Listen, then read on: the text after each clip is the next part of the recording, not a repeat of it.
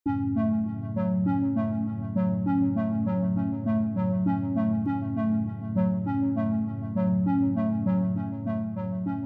diremehkan netizen Malaysia bahwa mereka sudah ada mobil nasional. Tapi kenyataannya Indonesia sudah bisa bikin tank, pesawat, dan mobil. Bahkan media Malaysia terkejut melihat Presiden Prabowo menggunakan mobil buatan anak bangsa untuk kendaraan resmi presiden, tak seperti di Malaysia. Malaysia dan negara-negara Asia Tenggara lainnya, mereka menggunakan merek luar untuk mobil kepresidenan. Dan di sini terlihat reaksi netizen Malaysia melihat bentuk rupa mobil buatan Indonesia.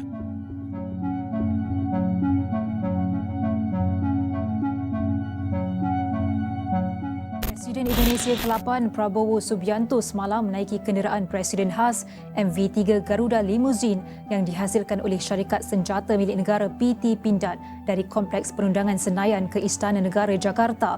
Prabowo menaiki kenderaan itu selepas selesai upacara angkat sumpah di Kompleks Parlimen Senayan. Ini adalah kali pertama kenderaan presiden itu diperkenalkan kepada umum lengkap dengan plat kenderaan bertulis Indonesia 1.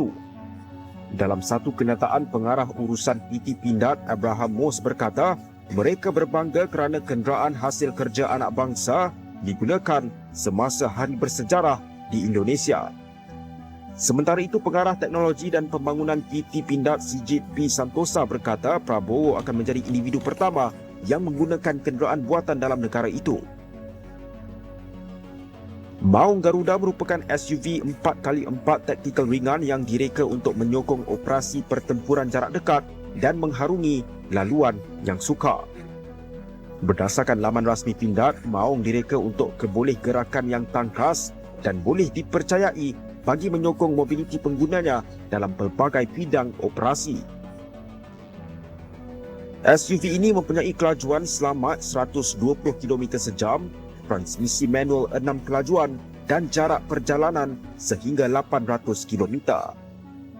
Maung boleh dilengkapi dengan pendakap senjata 7.62 mm, konsol senjata SS2 V4, peranti navigasi GPS, penjejak kenderaan dan peralatan lain. Kereta 4 penumpang itu seberat 2,160 kg dan boleh diubah suai untuk pelbagai kegunaan. Bagaimanapun, kenderaan untuk Prabowo diubah suai dengan gaya Eropah yang dilengkapi rim krom serta terdapat logo Garuda di belakangnya.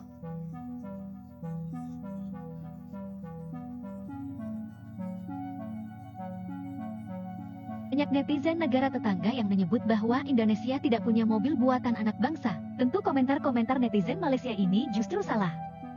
Jadi, apa bedanya Proton dengan PT Astra Internasional? Pada tahun 2018, Proton Holding Berhad telah dibeli sahamnya sebanyak 49,9% oleh perusahaan asal Cina. Bahkan pada 2018 lalu, Mahathir Mohamad pernah mengungkapkan, Proton telah dijual ke asing. Ya, saya sedih, saya bisa nangis. Namun, kesepakatan sudah diteken. Proton bukan lagi milik nasional. Sekarang bukan lagi mobil nasional. Kami orang Malaysia merasa senang untuk bisa lepas dari mobil sial ini, sindir Mahathir. Sementara PT Astra Indonesia adalah salah satu perusahaan BUMN dan swasta terbesar di Indonesia. Diketahui bahwa PT Astra Internasional menaungi beberapa merek mobil, mulai Toyota, Daihatsu, UD Trucks, Peugeot, BMW, Honda, Astra Auto Parts, Astra World, dan Isuzu. Sekedar info aja, PT Astra Internasional bukan milik perusahaan asing, milik orang Indonesia. Lalu kenapa PT Astra tidak membuat merek mobil sendiri? Padahal PT Astra kemampuan produksinya sangat besar, bahkan memiliki fasilitas riset dan pengembangan terbesar di Indonesia. Pertanyaan ini sudah ditanyakan oleh media, kenapa Astra tidak membuat merek mobil sendiri agar menjadi mobil nasional? Menurut pihak Astra pada tahun 2017 lalu, secara bertahap kita sudah dipersilakan prinsipal untuk membuat kiprah. Hadirlah Astra Daihatsu Ayla, Astra Toyota Agya, sudah start itu, Ran Julian Warman, Head Aviar PT Astra International. Sejauh ini pihaknya sudah sangat bangga bisa menyematkan embel-embel Astra pada merek mobil ternama. Menurut mereka, kita tidak usah lihat kesananya atau merek nasional. Tapi apa kontribusi kita untuk Indonesia dan untuk dunia ini, Ibu Yulian? Kalau harus merek nasional itu kan sebenarnya karena emosional kita saja. Apa gunanya ada merek nasional tapi lokal kontennya dari pihak asing? Itu kan berarti cuma nempel nama saja, tegas Yulian. Menurut pihak Astra, kandungan lokal mobil buatan mereka sudah sangat tinggi, dibuat di Indonesia, bahkan orang Indonesia yang membuatnya. Namun pihak Astra enggan menyebut itu sebagai mobil nasional. Pasalnya menurut mereka itu sensitif. Menurut pihak Astra, biarlah masyarakat Indonesia yang menilainya, biarlah mereka yang menilai. Menutup wawancara, Yulian kembali menegaskan kehebatan kontribusi Astra terhadap tanah air. Kemampuan kami, sumber daya manusia kami, supporting vendor kami, itu adalah kontribusi terbesar kami. Lebih besar dibanding kita bicara nama merek nasional. Jadi yang katanya netizen semenanjung Indonesia tidak punya mobil nasional, tentu itu salah besar. Bahkan PT Astra Internasional milik orang Indonesia, bukan milik asing. Sementara Proton 49,9 sahamnya milik asing alias Cina. Pertanyaannya apakah itu masih bisa disebut mobil nasional? Malu woi, milik perusahaan Cina. Korea proteksionis 25 tahun. Tidak izinkan rakyat Korea beli mobil asing. Oke lah, kita kan bangsa yang baik. Tapi masa kita sudah 78 tahun merdeka, nggak ada mobil buatan Indonesia. Malaysia 1/10 kita berani bikin mobil Proton. Jadi ini kembali lagi will. Jadi saudara-saudara, benar, mari kita merdeka bersama-sama. Mari kita berpihak kepada rakyat kita sendiri. Masa tidak ada insinyur Indonesia yang bisa bikin mobil? Ternyata ada. Ternyata ada. Saya menemukan ada profesor Indonesia lulusan MIT.